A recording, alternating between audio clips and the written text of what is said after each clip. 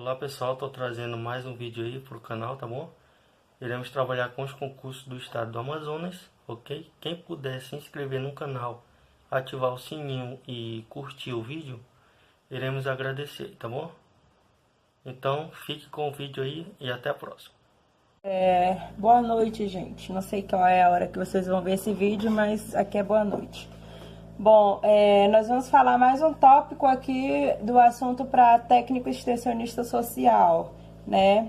Vamos falar de política nacional de saúde, vamos falar do seu contexto histórico, das principais propostas para a organização da saúde, né, da assistência e da saúde, com destaque para a estratégia saúde da família, e vamos falar sobre política estadual e alguns programas vinculados à estratégia da saúde da família.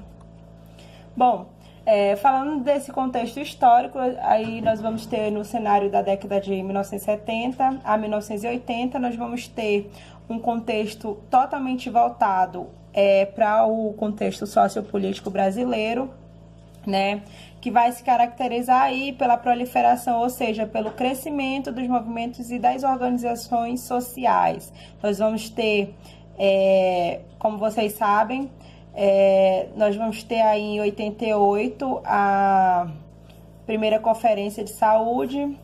Nós vamos ter também uma visibilidade pública e política voltada para as expressões das questões sociais. Vamos ter um enfoque voltado para os movimentos sindicais e os movimentos e lutas por políticas sociais setoriais, e inclusive elas, a da saúde. Como vocês sabem, as políticas sociais elas só foram conquistadas através de muita luta, né, de muita garra, para ter hoje o que nós podemos chamar de SUS, né, na política pública em si. Nós vamos ter aí um longo percurso, um longo caminho a ser percorrido. A partir da entrada dos anos 90, nós vamos ter a adoção pelos governos nacionais da política de ajustes neoliberais, ou seja, nós vamos ter um enxugamento, né, de algumas demandas, né, algumas coisas que são casos de polícia, vão virar aí casos de política, né, então vamos ter um enfoque maior para as pessoas e menos para o processo de saúde e doença. Esses ajustes neoliberais eles vão impactar diretamente nos processos de mobilização e organização sindical e popular, bem também como a possibilidade da criação de políticas públicas universais. Nós vamos ter aí os serviços sociais, né, atuando aí, algumas secretarias. Também a partir dessa década nós vamos ter uma consolidação do projeto ético político profissional, que em sua totalidade se antagoniza com as diretivas socioeconômicas no receituário neoliberal e afirma uma sintonia com as demandas e necessidades e projetos societários advindos das lutas de classes subalternas. Aí vai se trabalhar na contramão, na dicotomia dessas lutas de classes entre o proletariado, que são os explorados, e os neoliberalistas. Bom, como vocês sabem, o SUS ele não foi consolidado de antemão, né, assim do nada. Então, para a gente ter o SUS consolidado, nós precisamos caminhar, né? Então, há um longo caminho a percorrer. Então, aí a gente vai passar pela primeira Constituição de 1934, que vai citar apenas um artigo e um inciso, falando de saúde. Vamos ter aí a Constituição de 1946 também, que a saúde vai ser inserida aí devagarzinho, né? Vai ter 2 artigos e 2 incisos e uma linha, né? Falando com o intuito de normatização e inicial cuidado com a consolidação da vida do trabalhador. Então, aí em 1946, nós ainda não vamos abordar amplamente a saúde, nós vamos ter um enfoque aí para a condição de vida do trabalhador, vão começar a surgir algumas demandas sociais. Bom, aí temos aí também a Constituição de 1988, ela vai assegurar o exercício dos direitos sociais e individuais. Aí vai ter alguns direitos sociais voltados para a liberdade, segurança, o bem-estar, o desenvolvimento, a igualdade e a justiça, como também valores supremos de uma sociedade fraterna, pluralista e sem preconceitos, né? Aí vocês dão enfoque aí para o artigo 5º e para o artigo 6º da Constituição Federal, que isso não cai em concurso, isso despenca. Como eu havia falado, então aí nós vamos ter os direitos sociais, vamos ter a educação, né? Como vocês viram, a área de extensionista social é muito vinculada com essa questão educacional, porque como vocês sabem, vocês como futuros profissionais extensionistas, vocês vão trabalhar nessa questão da educação, né? Da sociabilização, da educação e saúde ao mesmo tempo. Então, foquem aí nos direitos sociais. Aí, dentre os direitos sociais, nós teremos o direito com trabalho, o direito do lazer, o direito do transporte, que foi inserido na Constituição em 2013, a segurança, a previdência social, a proteção, a maternidade e a infância, a assistência aos desamparados na forma dessa Constituição. Como vocês sabem, nós vamos ter alguns princípios basilares, ou seja, alguns princípios que foram citados na Constituição, né, de 88, para poder se criar o SUS, né, porque aí a gente vai ver a necessidade de se criar um sistema único voltado para a saúde, assim como nós temos da Previdência, assim como nós temos outros sistemas, né, essa aí é a política pública em si. Então, o artigo 196, ele vai dizer o quê? A saúde, ela vai ser um direito de todos e dever do Estado, né? Lembrando aí que esse dever do Estado não vai excluir das pessoas, né? O da família, da sociedade como um todo. Esse direito, ele vai ser garantido através de quê? Ele vai ser garantido através de políticas sociais e econômicas que vão reduzir, né? Ou tentar pelo menos reduzir o risco dessa pessoa adoecer, né? O risco de outros agravos e o acesso universal e igualitário às ações e aos serviços para sua promoção, proteção e recuperação. Então, como vocês podem ver, vamos enfatizar: promover a saúde, proteger o ser humano e recuperar a saúde dessa pessoa doente, né? Esse aí é o enfoque do artigo 196. Então, no artigo 197, nós vamos ter aqui: são de relevância pública as ações e os serviços de saúde, cabendo ao poder público dispor dos termos da lei sobre a sua regulamentação, fiscalização e controle, devendo a sua execução ser feita diretamente ou através de terceiros e também por pessoa física ou jurídica de direito privado. No artigo 198, nós vamos ter aí o que seriam essas ações e serviços públicos que vão integrar essa rede regionalizada e hierarquizada e constituir um sistema único, organizado de acordo com as seguintes diretrizes. Esse é um artigo que ele não cai, ele despenca. Então, de 10 provas, 9 ele vai constar.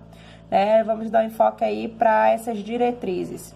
A descentralização com direção única em cada esfera de governo, ou seja, quando eles fizeram a descentralização, eles quiseram colocar que eles quiseram tirar a centralidade, porque antigamente, lá em 1930, né, a saúde ela era muito centralizada, ou seja, o município, o estado, eles não tinham autonomia para resolver nada, entendeu? Para criar distritos de saúde, então tudo era muito vulnerabilizado. Então, aí no segundo artigo, nós vamos ter no segundo inciso, nós vamos ter aí o atendimento integral, ou seja, do fio do cabelo à ponta do pé, né? Com prioridade para as atividades preventivas, sem prejuízo aos serviços assistenciais. Ou seja, aqui nesse inciso segundo, você pode perceber o seguinte, que eles vão agora não mais focar no processo curativo, ou seja, não vão focar mais no processo de quando a pessoa já está doente, eles vão focar por isso que esse tópico ele vai ter também falando sobre estratégia de saúde da família, né?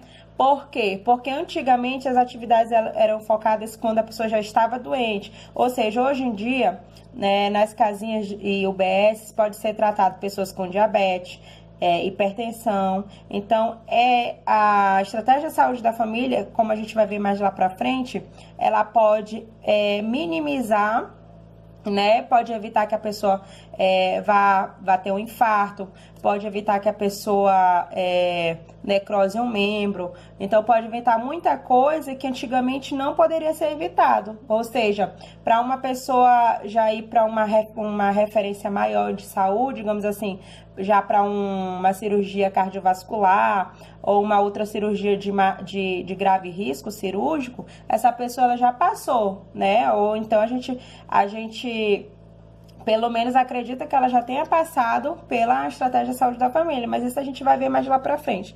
Então, aí tem um enfoque para atendimento integral, com prioridade para atividades preventivas, sem prejuízo dos serviços assistenciais. E o terceiro inciso, aí a gente vai ter como principal questão, que inclusive foi criada a 8142, para essa participação da comunidade, porque antigamente a sociedade ela não tinha participação, né, na questão da criação do sistema de saúde. Então, a sociedade ela ficava totalmente, vamos dizer assim, numa linguagem mais grotesca, ela ficava totalmente fora da casinha. A gente não sabia, a gente não acompanhava através dos conselhos municipais, nem dos conselhos estaduais, sobre essa questão da participação da comunidade na vinculação do sistema único. Então, aí nós vamos ter o parágrafo único, que vai dizer o seguinte: o Sistema Único de Saúde será financiado, nos termos do artigo 195, com recursos da Seguridade Social, da União, dos Estados e do Distrito Federal e dos municípios, além de outras fontes. Esse parágrafo único, ele vai dar também ênfase a quanto é que deve ser repassado para o município, quanto que tem que ser repassado para o Estado, né? Então, vocês também devem se ater a isso. Se eu não me engano, é 18% para o Estado e 15% para o município, mas não é certeza, mas é bom vocês procurarem. O artigo 199, ele vai dizer o seguinte: a assistência à saúde, ela é livre à iniciativa privada, ela vai ser livre à iniciativa privada. Por quê?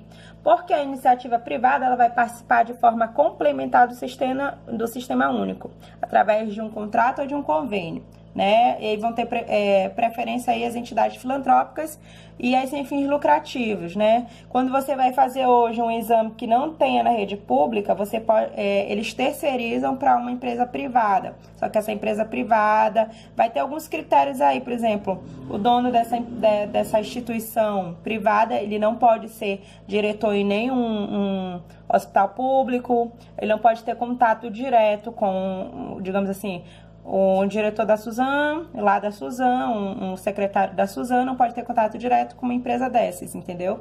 Então, tem alguns critérios aí.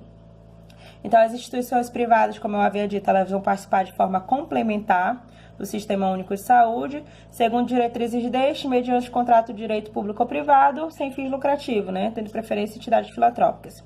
Então, é vedada a destruição de recursos públicos para auxílio ou subvenções privadas com fins lucrativos, ou seja, é vedado o uso desses recursos de forma irregular, de forma ilícita.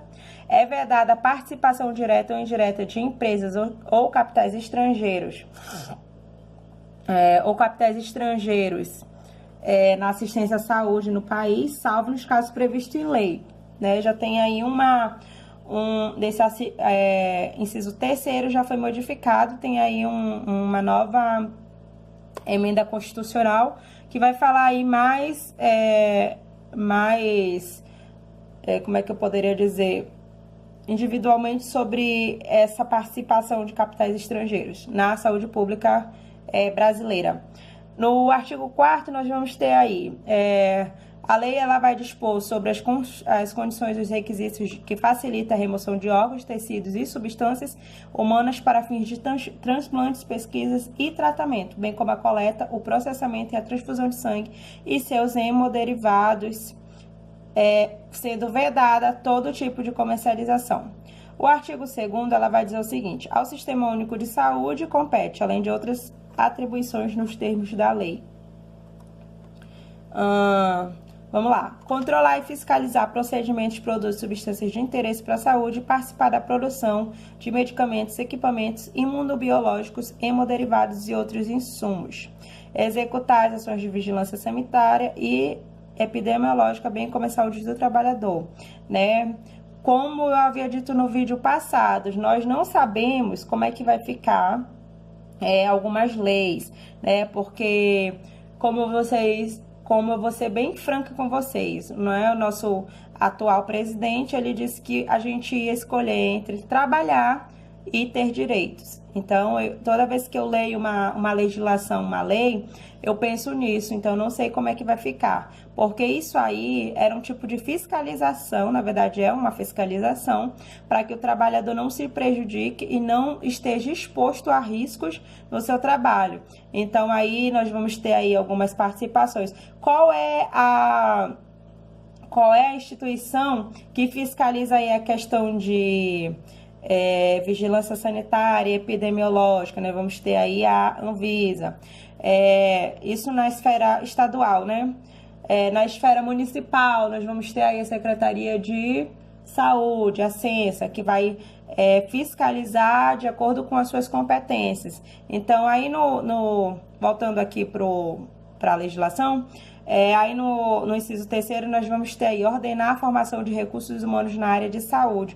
Por quê? Porque a formação humana, né, dentro da área da saúde, e eu acredito que em outras áreas também, como assistência, como previdência, como ambiental, essa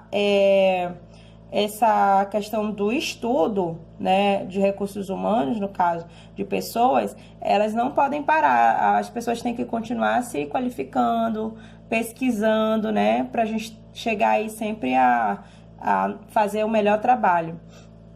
Então, aí no inciso 4º, vai participar da formação política e da execução das ações de saneamento básico, incrementar em sua área de atuação o desenvolvimento científico e tecnológico, fiscalizar e inspecionar alimentos compreendidos como seu controle teor nutricional, bem como bebidas e águas para o consumo humano.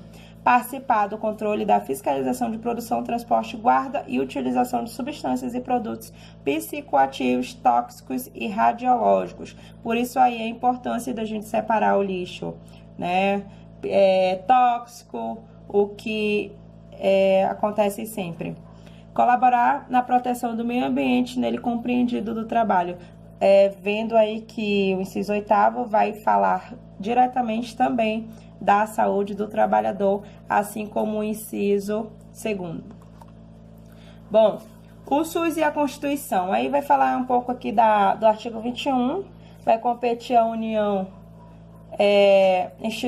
instruir diretrizes para o desenvolvimento urbano, inclusive habitação, saneamento e transportes urbanos, né? No próximo vídeo a gente vai dar um enfoque maior para essa questão da União, dos estados, dos municípios e etc.